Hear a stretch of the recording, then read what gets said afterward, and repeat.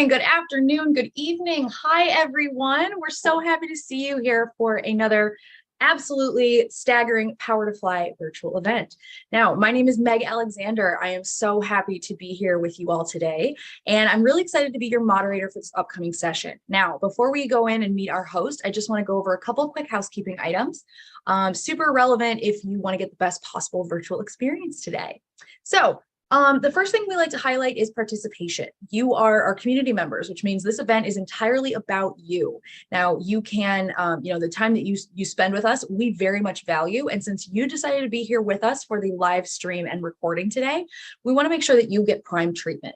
So please understand that we would love for you to participate. You can turn on your cameras if you would like to share your smiling, maskless faces with us safely. No need to be Instagram perfect, y'all. I think this is maybe I think we're on day 2 of dry shampoo. So it's only going to get better throughout the week, but please understand that whether you are coming to us from a corner office or your couch, it does not matter. We want to meet you where you are. So please feel free to join us. If you don't want to come on camera, that's totally understandable. Just know that if you have any kind of privacy concerns, as long as you don't come off mute during the upcoming session, you will not show up on the live stream or the recording. You can also participate in other ways as well. You can add questions or comments to the Zoom chat. You should find that pop out in your toolbar. And you can also DM messages to me if you would like to ask a question or raise a comment, but keep yourself anonymous. Now, like I said, today's session is being recorded. And what that means for you is that you get to sit back and enjoy. You don't have to take notes. You don't have to worry about if you miss a resource that someone lists. So super, super great for you. Now, everybody that registered for today's event is going to get an email from us in about 1 to 2 business days and it's going to contain a link to where you can rewatch this video once we post it on our website. Now, if you don't want to wait the 1 to 2 business days, let's say Julia says something so unbelievably mind-blowing that you cannot wait to share it with a coworker or a relative or a friend. You do not have to wait the 1 to 2 business days. You can always head over to our YouTube channel. I'll share the link for that in the chat thread in just a little bit here. And the live stream there is usually posted to the account within about 5 to 15 minutes of the end of the live stream. So absolutely encourage you to check out our YouTube channel. We have a huge section of our recorded chat library housed there. But you can also check it out on our website where you can browse the entire library. All of our past chats are there from like the start of the Chat and Learn era. So thank you so much for checking out those various platforms. We are at Power to Fly on social media across a lot of platforms, including LinkedIn, Twitter, Facebook, YouTube, and Instagram. And we share all kinds of resources. We share blog posts. We highlight open roles there. So absolutely, I recommend that you subscribe or follow us on those various platforms to keep such great content coming to you. We love to see it. If you do want to take photo or video as we go and share that out to your social media network, we would love to see it. So please feel free to tag us. We are at Power to Fly. You can also use our hashtag Power to Fly. And we would love to reshare, retweet, repost anything that y'all put out into the universe there. Like I said, anything we can do to get these resources in the hands of more people, that's something that we would love to do. So now that you know how you can participate, I'm going to now introduce you to our fabulous speaker. Now, Julia is here today on behalf of Guru. So I'll be sharing some links with you to their company page, which is what you're seeing here. When you get to that page, if you're interested in what Julia is talking about in regards to Guru, I definitely recommend you check out their company page. Now, when you get there, it's going to look much like what you're seeing in front of you. And one thing I like to highlight for people who maybe aren't aware that we have this functionality or, whatever the case might be, we have what's something called a follow network for each one of the companies. So at the top right-hand corner of the company page, there's going to be a big pink button that says follow. That is a really great tool for you, especially if you are actively seeking but don't see a role that really suits you, or maybe you're just interested in Guru, but you're not quite at that active part of your job search. Clicking that follow button is going to do some great things for you, but effectively what it does is it works like your friend at the company. So it's going to let Guru know that you are interested in working with them even before you fill out an application. but it's also going to allow Power to Fly to keep Guru on your radar. So we'll let you know when they post new roles. That way we kind of take some of the repetition of, filtering through job boards, day in, day out, kind of take that out of the equation for you and help streamline the process a bit so that you can save your attention and your focus for what really matters, interviews, impressing the hiring recruiter and finding your next great fit. So absolutely check out Guru's company page. There's information about them, events they've partnered on with us, all kinds of stuff. Now, to the absolute fabulous main event of today's session. So Julia Safa is joining us today and coming back to revisit the stage. I'm very excited for y'all to listen to her. Julia is a digital wellness expert and helps lead internal, not international, communications at Guru Technologies. Now, Julia is passionate about tech ethics and equity and believes that clarity and consistency create accessible communications. Now, prior to Guru, Julia led product marketing communications for Adobe Advertising Cloud. And in her free time, Julia is music, body surfing, and bird watching obsessed. Julia, what's the coolest bird you've ever seen? I like to watch osprey catching fish. Yeah. That's sort of a recent hobby of mine. I don't know if that's the coolest bird, but that is one of the favorites. Also, like an eagle getting chased by a hawk. I saw that the other day. Interesting hobby, but yeah. No, I absolutely appreciate it. That's one of the big things my husband and I do when we go down to visit my parents in Florida. We call them womps. I would think everybody else just calls them pelicans, but that's what we imagine the noise they make when they dive bomb into the ocean. So we just call it womps. And then you have to it's like with cows on a road trip. Like if you drive past a field and no one yells cows, then you're clearly in a car with a bunch of sociopaths. So it's just something you have to do. We're walking down the beach and you have to call out the womp. So yeah, I like it. All right. We are going to talk with Julia, obviously, about how you can avoid that kind of overwhelming feeling that can take up and take over so many of us. Before we dive into the questions, though, I just want to take 1 second to highlight some of the main takeaways from today. So like I said earlier, if you are here with us, and you took time to be here live, we want to make sure that you understand you have the power to guide today's conversation. So if you have a question, please feel free to ask it. If you submitted a question during the registration portion and you're not sure if we're going to get to it, ask it again. If we're going over one of your questions and you want to give us some more detail or context, please feel free to send that into the chat. Maybe your lived experience is different than something that that Julia is gonna share with us. So please feel free to to share if whether you agree with what we're saying or if you don't. We want to hear from you. So some of the things we're going to cover today are ways to be mindful of the relationship that you want to build with technology, as well as the negative impacts that it can have on you when that relationship maybe isn't the healthiest. We're going to discuss some ways that you can create technology boundaries to help protect your mental health, something I am very excited to learn about, as well as digital wellness best practices for both inside and outside the workplace.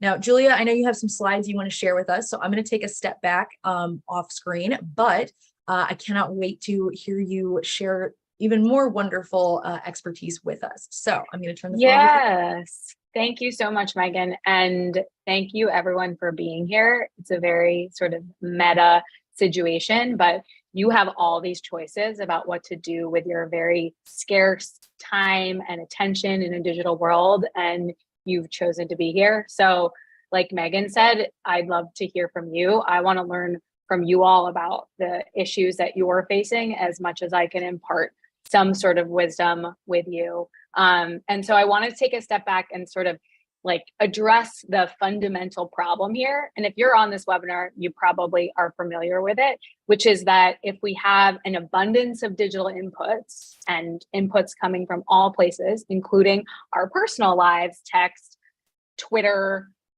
Bumble, you're using dating apps, there's endless notifications you could be getting, right? Your attention and energy is going to be scarce. And a lot of us, including me, were leaving work anxious, thinking about work all the time. I'm deflated, I'm tired, my body is physically tired. And so that all comes from this overabundance of information making our attention scarce. And so we, as a lot of knowledge workers, those of us who are very connected online as part of our jobs, are switching tasks over 1,000 times a day.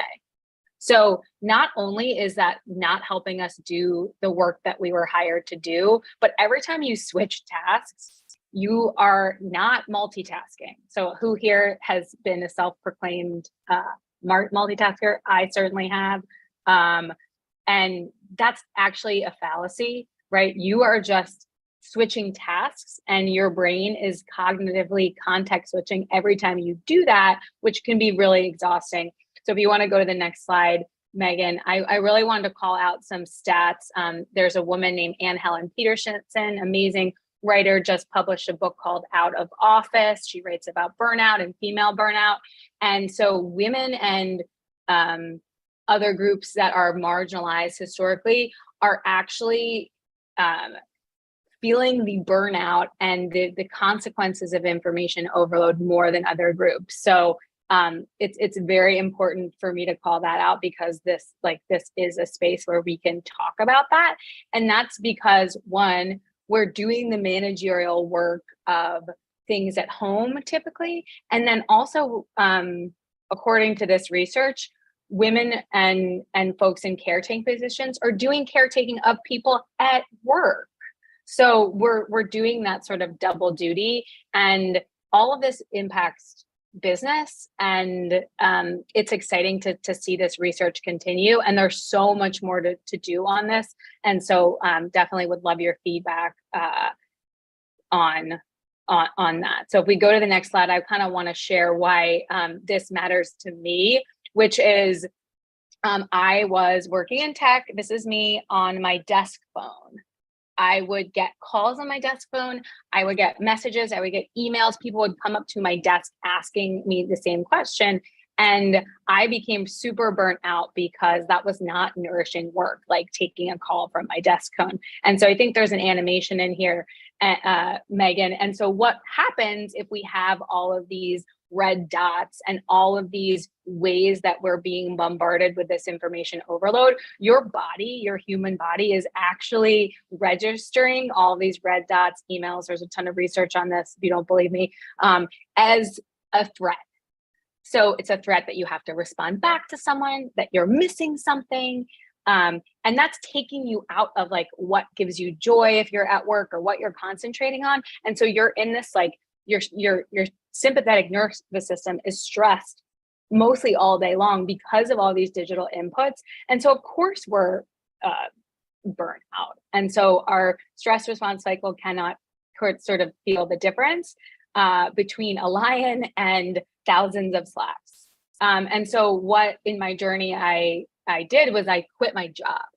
It's like, I can't deal with this anymore. I quit my job for like mental health reasons. And I was like, I'm going to like retreat from this. But Jenny Odell wrote this wonderful book called How to Do Nothing. And she talks about the impossibility of retreat. Like, if we want to exist in this world, we need our cell phones mostly, right? We need to talk to our family.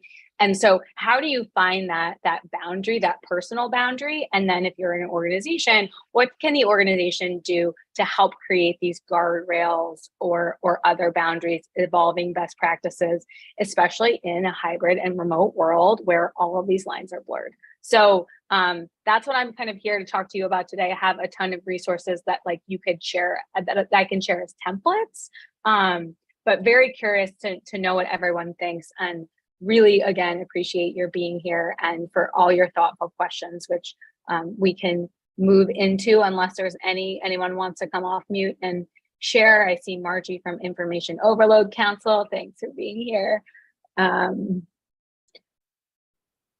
No, I love it. Okay. I'm going to keep my eyes peeled on the chat area. So if you have questions or comments, please feel free to send them in there. I am going to stop sharing my screen so that way we can dive on into questions. So Julia, one of the first ones we were asked was, how do you know when you're overloaded with technology? And I think this is a really good question, because there are a lot of different ways people can feel overwhelmed in our society, even at large, outside of the working world. So how do you recommend people kind of gauge this for themselves if what they're feeling is technology overload? I love this question because it definitely is subjective, but when's the last time and people went without their technology, their device? Have you gone outside without a device? Is just an interesting question to ask yourself. And I don't know about all of you, but I notice like my shoulders start to hunch. There's actually like physical signs that I'm too engaged with a machine because of what my body is doing. So I think there's like certainly personal strategies that I would start with that, like, hey, like taking a second away from your devices to ask yourself that question is the only advice I have there. Because I don't know about you personally. I think there's a different answer from an organizational level, which I can talk a little bit more about. And that comes with asking your employees in a ritualized way how they're feeling about their relationship with their technology, and are they able to get the information they need to do their job. So those are two sort of parallel things that both take some internal work and personal and organizational. I like that. Okay. So let's talk about your role currently. So you have a role within internal comms. How do you make sure not to overwhelm your employees? Things like sending out too many messages or over surveying the group. If you're in a leadership role, you do want to keep your ear to the ground, right? You want to know what's going on with your people, but how do you do that in a way that does not contribute to that overwhelm feeling for them? Yeah. Oh, this is such a tricky question, because if we look at increases in Slack DMs, for example, that went up as many companies went hybrid. So I think the first step, and I love this question, it's kind of like a two-parter. The first step is I know we don't want to do too many surveys, but creating a mechanism for listening systems where the employees know that a survey is coming on a consistent basis.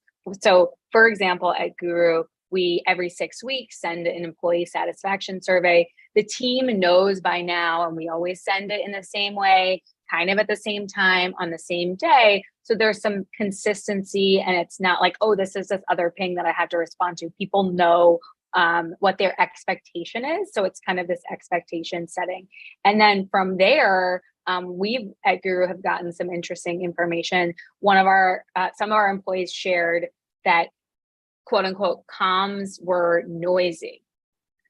And what does that actually mean? Like, how do you get to the root of, are people overwhelmed? Is things noisy? Is basically like kind of taking a step back to unpack the consequences of what overwhelm and noise means. So asking your employees, does overwhelm do XYZ? Am I able to feel satisfied in my job on a scale of 1 to 5? Am I able to complete the work that I need to do on a scale of 1 to 5? Being really specific about uncovering what the consequences of a statement like things are noisy, there's too many, is really helpful. And then creating some ritualized listing systems that folks know are coming.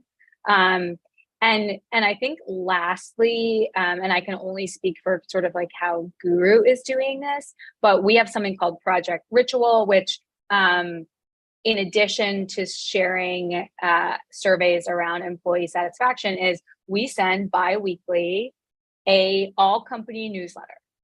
Everyone at the company has been onboarded and educated to know, hey, if you have information, if you're getting information from this newsletter on a Wednesday at 1 p.m., it's going to look similar every time. It's going to have similar content. And that kind of brings down the collective anxiety of like, oh, I missed the meeting and I don't know where to find it, because we have a very, very rich culture of documentation. And so if we think about the world of hybrid work, the world of work, if you have to go back to Slack or your email to find the information that you need to complete a task, that's not a good experience, because that information might have also changed. And so having this culture of documentation, no matter what tool you use, I think is going to be really helpful in like addressing the overwhelm, but B, like preventing the overwhelm, because employees can self-serve. Hey, I know that my team meeting that I missed because I was caregiving or I was taking a guitar lesson or whatever I'm doing in the space that's opened up for me now that things are virtual. I have like some trust that I can really go back to.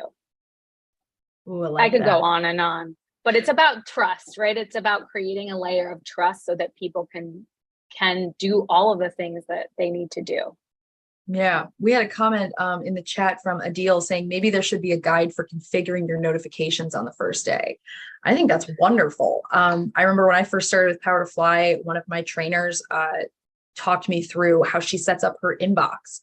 Because we had access to like a main help desk that everybody kind of split turns managing and all that kind of stuff. And so Haneen, thank you. I will never forget you.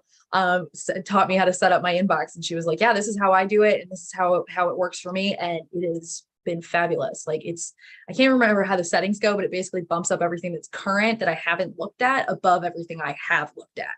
And so, as somebody who was in Outlook for a million years and then moved to Google, it was incredibly helpful, especially with the transition between platforms from what I was used to something new. I think that's a really good point. I think people underestimate the sort of criticality of onboarding in that way. And I actually show my Slack instance to new folks at Guru, and I show them like the sections that I have organized, because it sounds super simple. Like, it's like, well, what, just organize your stuff. But the amount of people who are like, I'm getting a notification every time somebody replies to a thread. I'm like, well, of course that's distracting. Like, the tools shouldn't own us. We have the agency to own the tools. So if you ever talk to me, I'll talk a lot about our agency. I know there are some other questions in the chat also I'm seeing, but we had one we can take them whenever. Yeah, we had one from Colleen. Colleen said, I had to retreat from a really intense job because of work overload, and a manager who refused to help support or prioritize the workload, didn't set me up for success in onboarding, et cetera, which I think is a situation a lot of us can unfortunately, empathize with. Colleen says they're recovering from burnout now, but I'm concerned on how best to position myself when my next job interview asks me why I left. I'm confused on how to answer because I do want to keep some of this private. And I've also been there. I had to step back from Power to Fly full time and move into freelance because of my mental health. I had a crisis in 2020, and this was the best path forward for me. But I also felt really weird about telling people that that's why I had stepped back. What would you recommend to Colleen in this situation? That sounds really intense, Colleen. And I don't know your specific situation. And I do think that employers are more open to the reality of this than they were 2 years ago, that like, this is the real deal, looking at those stats I've shown. If you want to keep it private, you could say like, I had to have a life transition. When I took time off because of mental health, it was surprising to me that people didn't really, after I gave them a one-liner, didn't really dig. And I think that's like, you can come up with your like 2-sentence story of like, yeah, I was focusing on my own things. I don't believe in lying, but that is what you're focusing on, right? And just practice saying that with authority. I don't know if that's the best advice, but I think that's what I would do, right? It's none of anyone's business why you do anything.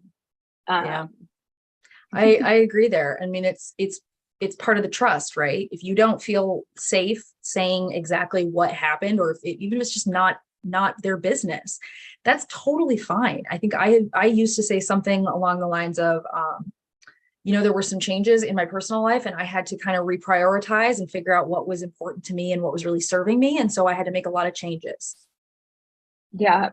We at Guru talk a lot about psychological safety, and that seems like a very buzzy term, especially in the employee experience space. And like, why would you, Colleen, or anyone trying to apply for a job have the psychological safety enough to be sharing like what really happened? So Yeah.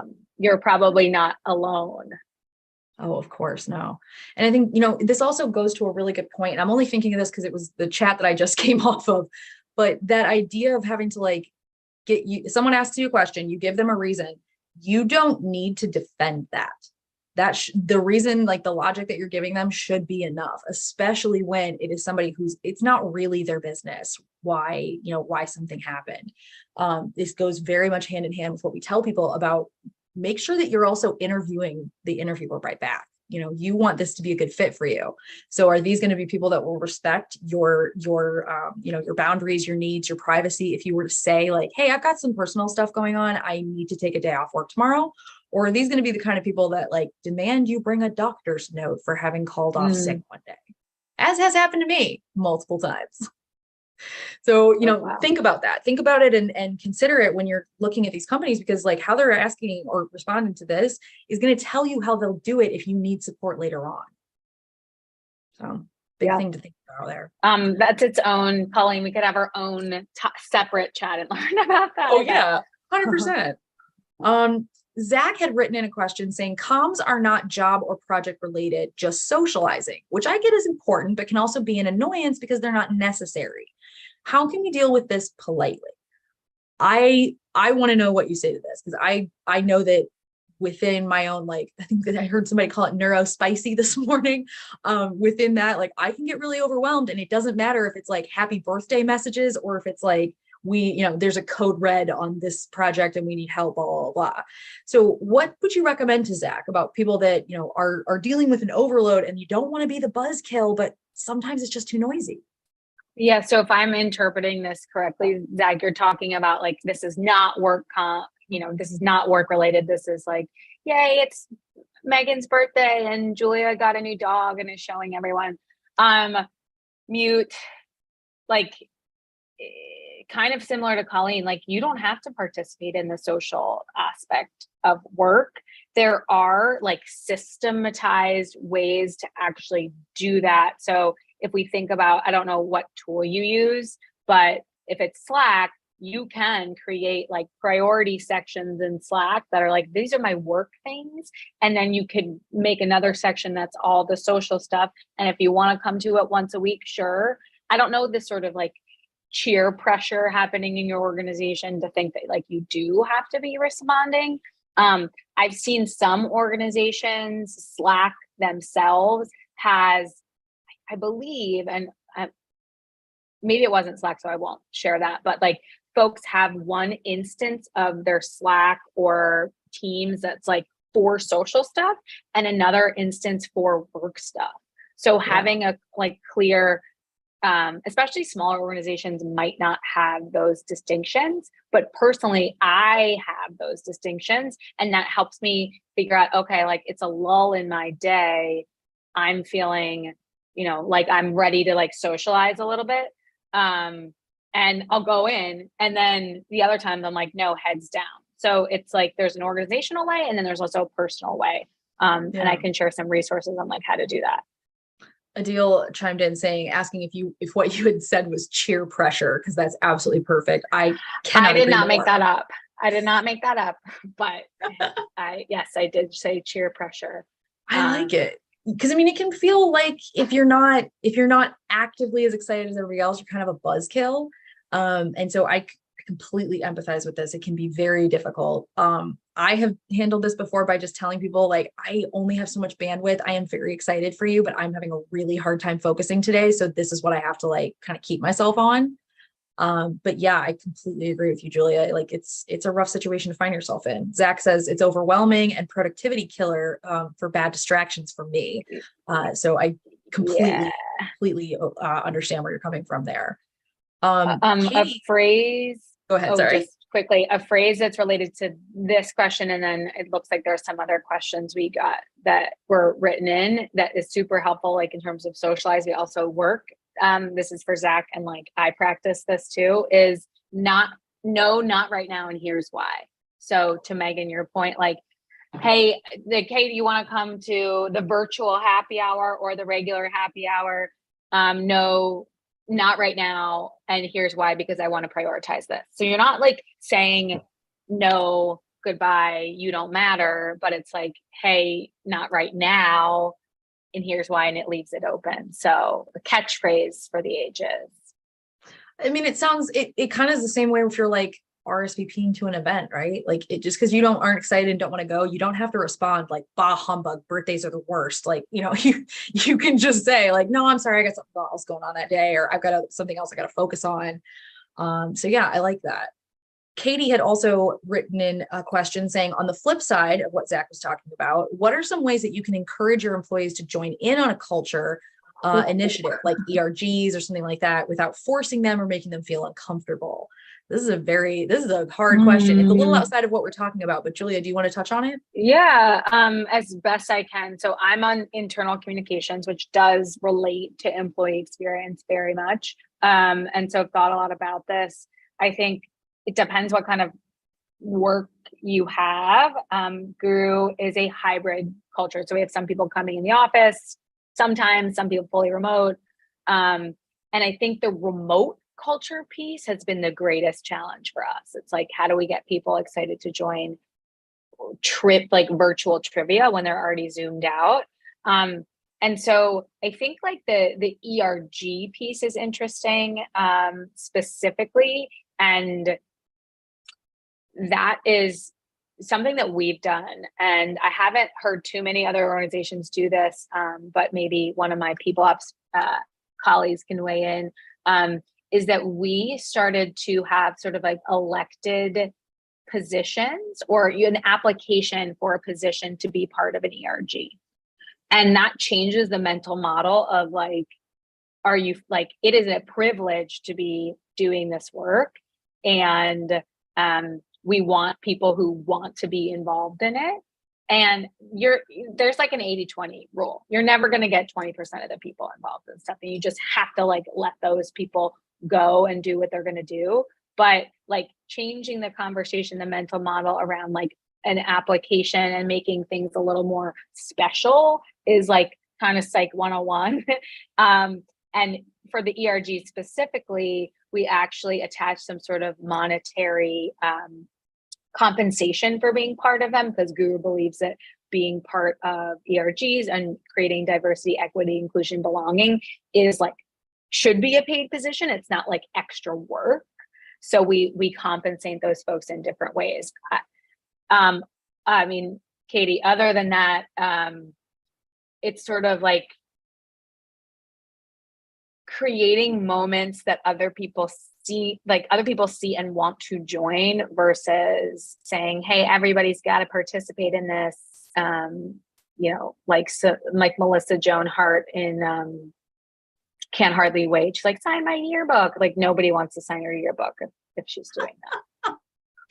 I want to know if they're still doing yearbook signings. It feels like something that's got to be going out, right?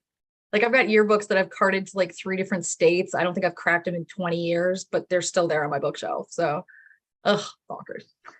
All right. So let's say that you are in the middle of your workday and you are smack in the middle of overload feeling. What is the best way to weed through so that you can figure out what you need to pay attention to? I suffer from this a lot. I will come into like 18 unread Slack notifications, and instead of starting to go by, one by one down channels, I immediately get that like overwhelmed paralysis of like, I don't know where to start. I'll start in 5 minutes. Do you want to start in 5 minutes?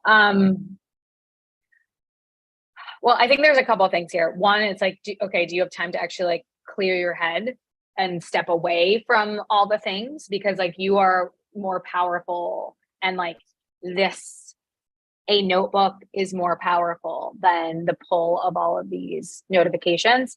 I urged my team and tried myself to do something called like the rule of 3. So like besides taking a break and having a mental reset, which is kind of a basic answer, what are the 3 things that you are working on that roll up to whatever your goals are, whatever the business goals are, that you should be focused on? Like, what are those? And then what can wait? right? And that is going to help you figure out what to answer or what to work on. Because if you're not in service with your responses or how you're spending your time in that exact moment with the three things that are going to drive for your team's success, your business success, then why are you doing it at that point? So that maybe that's like a hot take. And I know people have more than three priorities, but that also helps with the phrase, no, not right now. And here's why, because I'm working on these three projects that we all agreed were going to support the business. And like, it helps you kind of ruthlessly and kindly prioritize. I'd also say from a like guru product perspective, so we are a documentation, knowledge management product. We, as I mentioned, we have like a bi-weekly newsletter that goes out that's like, hey, this is what you need to pay attention to and take action on, employees. And so if like you don't know what to pay attention to because you think you're going to miss, there's like FOMO of missing stuff. If that stuff is documented, if the important stuff is where your comms team or you say it will be, that kind of brings down the anxiety too. It's like, I want, and one of my colleagues and I always talk about this, I want folks to have JOMO, joy of missing out. That is also not my phrase. That is the great Catherine Price, who wrote this amazing book and has a program called How to Break Up with Your Phone in 30 Days. That changed my life. Highly recommended on like the personal strategy stand. Like that. Yeah, start with a memes channel first is Adil's suggestion to Katie. That's a good one. I do. I like that one too. We also do the same thing where we've got like, there's a channel for DIY and crafts and stuff. There's a channel for movies and book recommendations. Like, so it is kind of nice to know that you can dive in if you do want, like days that I don't have any chat scheduled, I might go in and check out and see what other people are listening to or get a new recipe recommendation. But the rest of the time, like anytime I'm, not having acres of free time to deal with, I just don't check them, like that's, I don't need to worry about it. So I get to kind of like pull back a bit there. And it helps to have channel. And so we do this, and that was like a big ask when people were like, everything's overwhelming. Like we have very consistent channel naming. So it's like, when you go into a channel that's about a project because it has the prefix, and then when there's like a fun channel, and like visually you can see that as an employee, and like that visual cue is super helpful. Yeah, very much like that. We have about 22 minutes left in today's session. I know it doesn't seem like that long, but time always goes very quickly with these. So if you have questions, please feel free to keep sending them in. I'll have my eyes on the chat feature there. And don't forget, you can also submit questions or comments or anything else you'd like anonymously by DMing them to me instead of sending them to everyone. All right, let's talk about some ways that you can help drive more engagement from employees from an internal comms standpoint. This person had also asked if there were ways to optimize communications with the goal that we're not regularly sending out Slacks or emails or surveys to get that communications fatigue. So we touched on this early in today's session, but what have you seen any tips or any things that you've tried that have been successful when you are trying to optimize that communication without overwhelming people? Yeah, I thought about this a lot. I'm like up at night and like spiritually aligned to thinking about this, which is a question of like, what is engagement? Like, what matters to you as a communicator? Does it matter to you that someone has seen your email or your Slack? Or does it matter to you if that person has taken an action or done the thing that you asked them to do via that communication? Because there's lots of like tools, and you can blast out, hey, like I'm measured on, I sent 15 emails today, like yay, but that doesn't show that somebody actually like understood and did the thing that you wanted them to do. Like, did we change our one of our people policies and now you can't bring your dog to work, and did you actually read that so that you're not walking to the office with the dog and show up? That may or may not have happened. And so what we do, and I really like to think about like, okay, does it, again, is like the consumer of the communication able to know? We are currently testing what I like to call is like knowledge comprehension. And so what I mean by that is when we send an announcement or communication via our Guru tool, we can actually see who has looked at it. And then we can also, we're starting to test, okay, is somebody asking a question about the communication? Have they completed the form that they were asked to complete, as like these other signals of engagement? And so that's been working for us. So we have kind of like a baseline of 83% of employees are engaging with our biweekly communication. And I'm still like very interested in exploring that. And it opens up the conversation a bit. So if you have a metric like, okay, I can see that 83% of employees have filled out this form. What about the other percentage, and like, why aren't they doing it? And then you can start to ask the leaders, hey, we noticed that like the sales team were the only people who didn't take this action. Like, oh, maybe that's because you sent your communication on Friday of the last day of the quarter, right? They're just like some signals, and I can report back about those. But it's for me, it's about this understanding of the comprehension level, and then having an open conversation around when something's not working, why. And that is something we try to share with our employees. We call it the golden rule of communication. So if I'm sending you something that doesn't make sense, you as an employee are encouraged, required to give me that feedback so I can improve it for everybody. We'll like that. Very much like that. All right. So let's talk about, let's see, I did miss one question, so I do want to go back to that. Apologies. Okay. This person had wanted to know, how do you manage multiple platforms and the platform fatigue that comes with it? And like, there are some teams like, I know Power to Fly, we used to do like, Slack and Skype and Zoom, and we had all of these things going on. And we've since, narrowed them down a bit, but there still can feel like a lot of platforms that you have to check just, because that's the way your job works. What do you recommend if people have all of these that they're supposed to be checking, but they're really high on that platform fatigue? Well, my issue with that is that why are they supposed to be checking all of the platforms? So we had a customer, a direct to consumer linen company, and they shared the story about how someone was in Miro, a tool, like a design chart tool, and they were tagged. They tagged someone else and were waiting for a response, and no one responded because that person didn't have access to that tool. And that's just like so much knowledge is lost, so much work is lost based on that.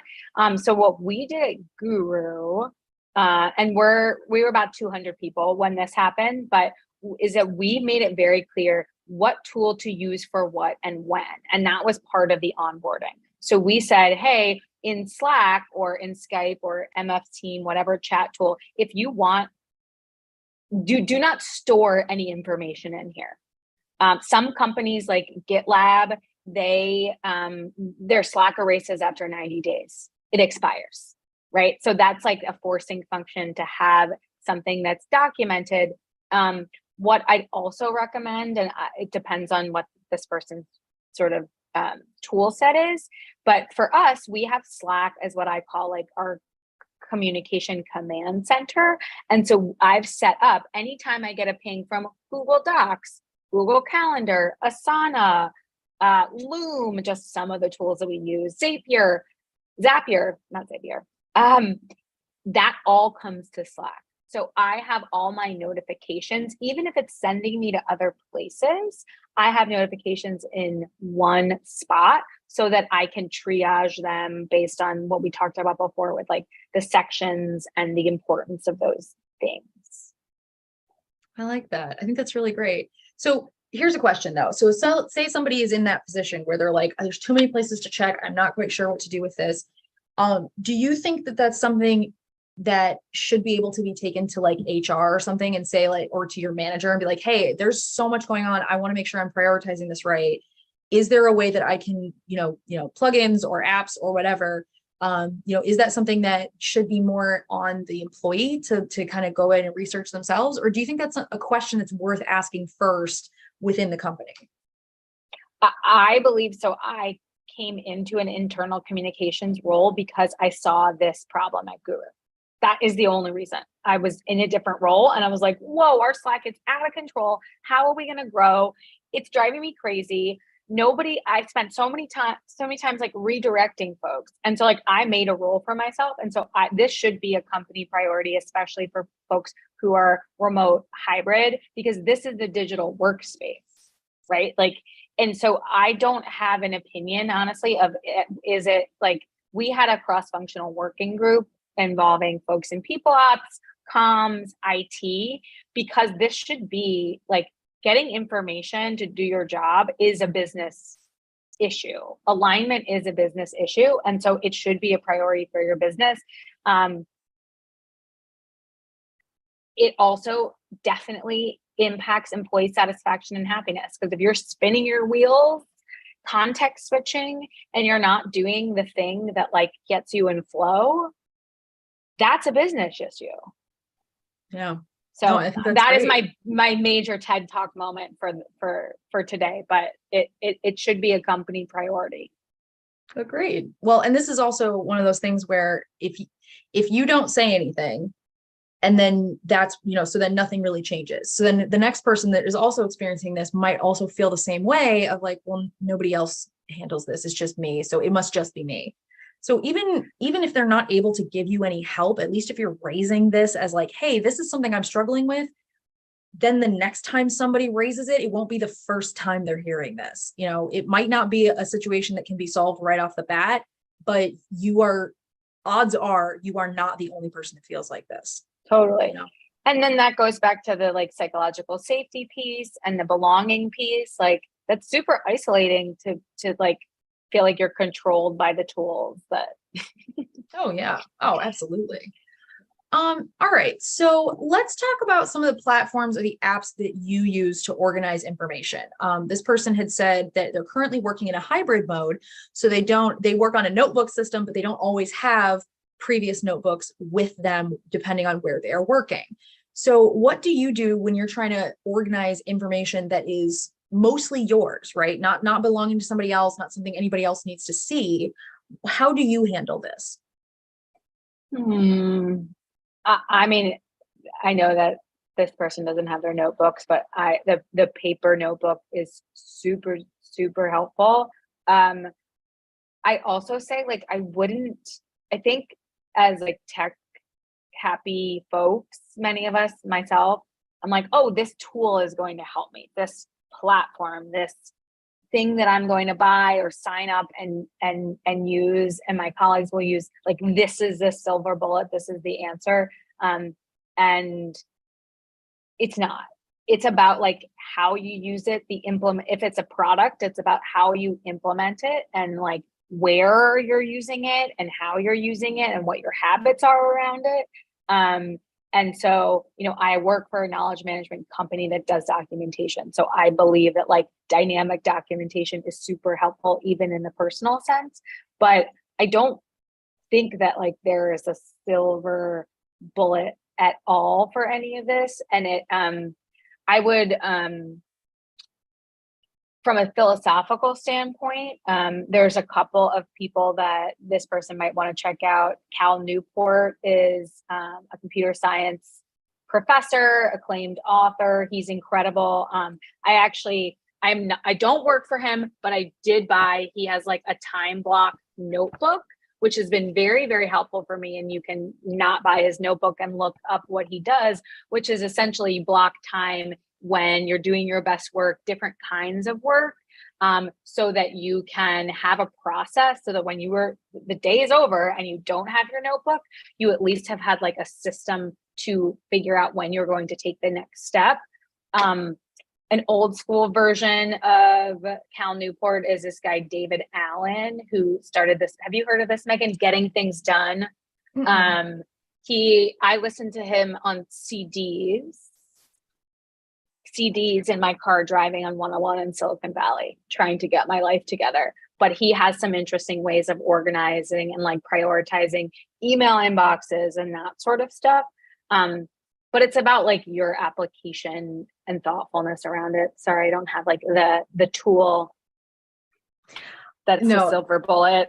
As you were speaking, all I could think was, you know what? Apps are like the gadgets of the 2000s, right? We used to get sold stuff by like Billy Mays and whatever as seen on TV, and it was going to solve every problem. And don't worry, it also makes julienne fries. And then like you kind of realize that you use the thing maybe once or twice, and then it gathers dust in your cabinet. And the only difference now is that it's not gathering physical dust somewhere. It's like taking up storage space on your phone or on your laptop or whatever. And your mental, it takes up, it's yes. like, oh man, I really should be using this app. I'm such a bad XYZ. I can't believe I got it. And then I don't even use it. And then you're hard on yourself about like not being involved in the process you said you were going to do. Which is like, it's one of those things that like, yeah, you can learn from that regretful feeling, but like people just sit in it.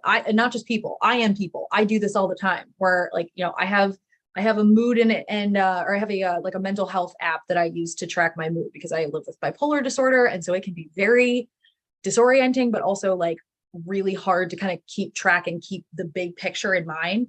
And I was great about it for like 4 months. Haven't touched it in almost 2 years. Why? It was doing great things for me because I didn't build it into my life. Because I was relying on the app to do all the work instead of me trying to make a habit out of the app. Paper is your friend. All right. So this person had written in saying, with the way that my life works, technology doesn't seem to work very well and is very draining. Yet more and more daily life is dependent on something like your smartphone or your laptop. How can you survive the exhausting workarounds that sometimes it takes to be doing well or being productive, but also taking care of yourself? What do you recommend in this situation? I'm very jealous, by the way, of the like break up with your phone thing. Like I absolutely need to do that more. You all can do it. So this is like there was another question about this too. It's like, how do I like do my business and like be out there and connect with my friends when like it's so draining and terrible, and like we know empirically that it's like contributes to mental health issues. So I will share this afterward. I've spent some time making a digital wellness charter for myself. So this is a lot of like writing work and like sitting with oneself and noticing, which is hard to do and not for everybody. But I went through, it's like, hey, I will send this, maybe I can just post it in the chat now, but like answering some of these questions and kind of like doing a time audit. Okay. Am I waking up with my phone in my room and going to bed with my phone in my room? There are like very small changes to make that can create more space, that aren't really like workarounds, but are more like getting you in touch with what gives you energy, what drains you, and like creating more of that JOMO, that joy of missing out, versus the FOMO, because that's why we want to be here, other than that it's designed to keep our attention via an advertising model. We want to be here because we always think there's something amazing or dark like lurking on this phone. And let me stick this thing in the chat, because I think some of the resources will really help, especially the like how to develop your own wellness charter, or your digital wellness charter. And that's something that like you have to also give yourself a break on. So you might start to do it and say, I'm going to meditate every morning. And I say it in that voice because that's like me being like, I should meditate every morning. Like, no, we're all human. There's stuff that goes on. But you really have to take your own personal stock, because nobody has a relationship with your phone like you do. Like I don't use social media except for LinkedIn, which is like terrible. It's my news scroll, but like I'm always texting and I'm always using Spotify, and that's what I love about my phone. But there's some things I don't love, and really reflecting on that, it is worth your time, I swear. Yeah, I like it. All right, we have 5 minutes left, but I want to try and get in one more question. This person had asked how to balance the dilemma of wanting to put myself out there for personal branding on social media, but feeling like I don't want to be on the platform because of overstimulation. I feel this hard. Yeah. So what do you recommend for somebody who is trying to walk that line of like, well, this is, it's kind of a necessary tool in a lot of ways. So what do you recommend? So not all of us can just quit completely, like me, right? To this person's point. I know that Instagram in particular has like time limits. Like there are things that these tools are starting to do. Hopefully more of them will do it in like an ethical tech perspective of like regulating and giving people reminders of the time they've spent. I would use the time blocking of saying, okay, I'm going to from 10 a.m. to 11 a.m. That is my time on the network, my time to respond, my time to watch stories, because it's a 24-hour thing. I'm using Instagram. I'm assuming that's it. But like, not like usually stuff's up for 24 hours, no matter what. Maybe you're going to miss someone's tweet that they delete. I don't know. But having time blocks for the time that you use it and then space to reflect after you use it and figuring out, again, that like personal inventory of what gives you energy, what brings you joy, because there's a lot of joy to be had actually on these platforms. People are sharing their babies and whatever. This other thing that I have rarely done but really want to do is a digital Sabbath.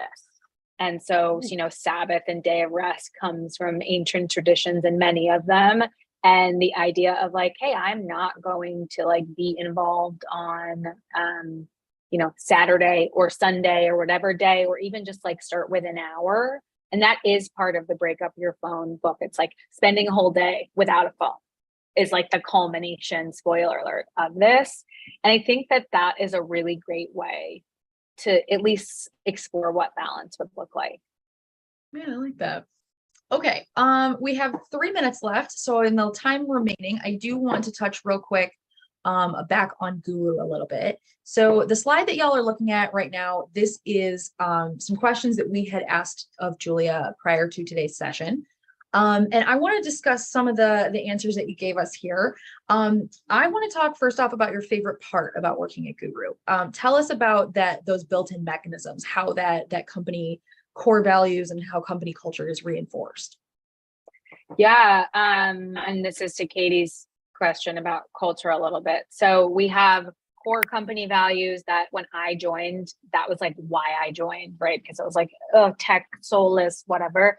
Saw these, was like, okay, interesting. And then you could see them play out in ways that are ritualized, meaning they've evolved 3 times since I've been at Guru in almost 4 years, which is great to see. It's just not like a one and done, but we have ways to, on Slack, if you see someone has like done or exhibited behavior that connects to a value, you can react with a special emoji, send that to a channel, and then we recognize when our employees are living our values monthly at our town halls, right? But we are recognizing that all of the time. So in September, we have a core values week where we'll have speakers and education sessions, including a gender inclusion and discrimination session.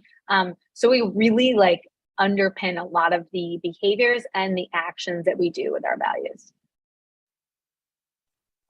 Love to hear it. All right, let's talk about your tips for someone who's interviewing. Are these Guru specific, or do you think they are applicable no matter where the person is interviewing? Oh, definitely applicable no matter what. But if you could, Guru, you can like spin up a trial of the product, and that's something I always look for. It's like, okay, people might look that it's really a great place to work, but have they like engaged with the thing that we are making and sharing with the market? So that would be definitely pro tip. Ooh, that's very cool. I like that one. Actually, you know what? I don't know that I've heard that be someone's interview advice in a while. So I think that is wonderful. Thank you for sharing that, Julia. All right, we are at the end of time today, but I just want to say thank you to all of our attendees, no matter if you were watching us on YouTube, hi, YouTube, or if you were checking out the live stream on our website, or if you came here to Zoom directly. We're so, so happy to have each of you. I wouldn't have a job without you, so thank you for coming to these events, and thank you so much for staying connected with us. Julia, thank you so much. It's always a pleasure to get to talk with you and get to learn from you. Is there anything else you want to share with our audience before we jump today? Take care of yourselves, drink lots of water. All of this is like learning influx. I honestly would be honored to hear from you about like what you want to know more about. I'm putting my email in here. You can find me on LinkedIn. I'm going to keep like doing this research because it matters to me. And I hope it matters to others. Really appreciate the time. Thank you so much. All right. That is going to be it for us today, but we have some more amazing programming coming for you tomorrow and in the coming weeks. If this was your, if you're one of our frequent flyers, we see you all the time. Thank you so much. I love seeing familiar faces. If this was your first Power to Fly event, then I hope it will not be your last. We can't wait to see you again. Have a nice night, everyone. Be safe, happy, healthy, and we'll see you later.